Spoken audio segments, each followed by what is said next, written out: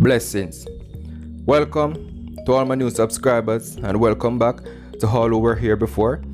This evening, some of the stories that we have here: mother and son killed. Also coming up, former NCB manager sentenced to a total of 7 years and 6 months in prison.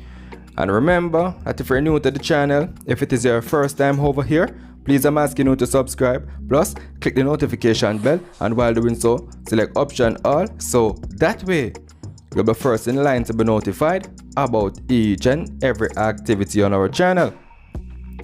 And also remember to give this video a like always, for YouTube algorithm. Blessings and more beatitude. Stay safe.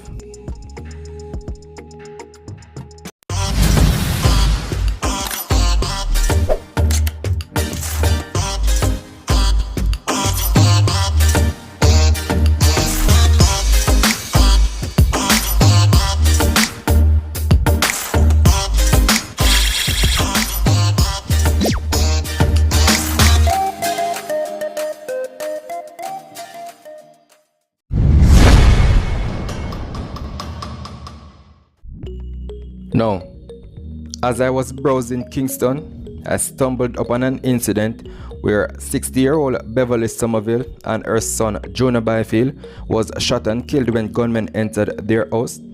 It is said that her eldest son, Paul Byfield, was next door when he heard loud explosions coming from the direction of his mother's house on Elliston Road in Kingston and rushed to check on her. When he got there in high adrenaline, he saw his mother clutching her stomach, so he quickly realized that she got hit. She, however, managed to say a few words to her son during that brief moment. All she said was, "Paul, you know, some get shot." Then she fell to the ground. She collapsed on the floor. His younger brother, Junior Byfield, otherwise known as Little Pig, was also shot and left for dead in an adjoining room. So Paul is now left to face the harsh reality of losing two all at once by the hands of subtractors. According to him, he was not involved in any illegality, so let's make the benefits of the doubt available there. Reports from the Elliston Road police are that about 12:55 p.m. on Saturday, May 29, Byfield and Summerville were in their community when armed men approached them and opened gunfire in their direction, hitting them both. They were taken to the hospital where they were pronounced. The son that was left to tell the tales said that his mother was preparing a meal when she was shot, because when he ran inside her house, he saw fire beneath a pot on the gas stove. And he said, "Mommy, you are cook?" And she only looked at him and said, "Them shoot me." So he said he make a hasty U-turn and ran back outside, trying to reach a car that stopped to make a drop off. But by the time he got there, the car drove off. So it was one of his brethren who assisted them in an attempt to save his mother, but sadly she did not make it.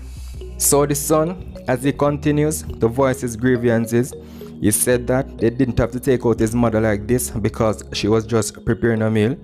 Summerville's grandson, Damoy, is deeply wounded by the tragic incident that robbed him of his uncle and grandma, and he too is in a cogitating marriage.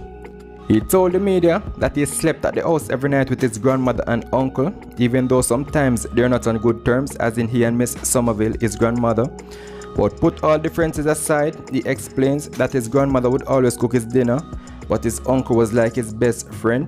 And it was yesterday the uncle had bought a new fan because mosquitoes was their only plague at the time. And the passing of his grandmother and uncle is tearing his father apart because they all lost two that was dearly loved. His grandmother and uncle always make themselves available as a guardian for him, while Summerville's younger brother, who declined to give his name, said he and his sister shared a close bond. His sister would normally embrace him with a random hug, followed with a kiss, asking if he's okay as a big brother. His sister was his everything. He further added that his mother gave birth to 6 girls and 2 boys, and out of all the other siblings, they were the closest. And right now, he's thinking of a way to break the news to his mother that her first daughter had passed tragically. And remember that you can participate. Just leave a comment and make your opinion count down in the comment section. Now, as we take a look at Andrea Gordon's case, the former senior manager at the National Commercial Bank NCB, who admitted to swindling $34 million from the financial institution, was this morning sentenced to a total of 7 years and 6 months in a prison. 52-year-old Andrea Gordon was sentenced to 5 years and 4 months on 3 counts of larceny as a servant, 2 years and 11 months on 3 counts of access with intent to commit an offense, and to 7 years and 6 months on several counts of engaging in a transaction involving criminal property. Her fate was decided by Justice Lorna Shelley Williams in the Home Circuit Court, who ruled that her sentences are to run concurrently. The mother of 2 appeared remorseful and ashamed as she sat in the prisoner's dock. The once highly respected bank manager previously pleaded guilty in April and was remanded. The court heard that Gordon's criminal behavior was discovered in June of 2020. That was last year, after the bank received intelligence that she had been conducting fraudulent transactions, and based on subsequent investigations, it was discovered that she had transferred money from the bank internal system to her personal accounts and also to her family members, as well as accounts belonging to customers. I would say specific customized customers. Gordon had used the funds to purchase items including clothing, handbags, and to fund the construction work on her Coolwater Havendale premises in St. Andrew. However, when confronted about the embezzlement, she told investigators that she took the money to assist a relative who had cancer, and also because she was going through financial difficulties after she started building her home in 2017. The court had previously heard that NCB had linked 111 million in suspicious transactions to Gordon. However, the indictment on which she was sentenced only accounted for 34 million over the period 2017 to 2020. Gordon, who worked at NCB Atrium headquarters, was employed to the bank for 30 years and at the time of the offense was earning 11.1 million per year. So she could more than satisfy with that of what I would call the capital sum. In the meantime, a July 9 date has been scheduled for a case management hearing pertaining to an application for a forfeiture and pecuniary penalty order that has been filed by the Financial Investigation Division.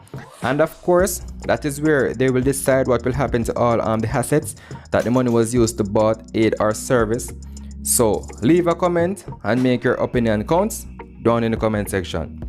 And before I go, remember that in order for you to get these news items daily, you need to join the family.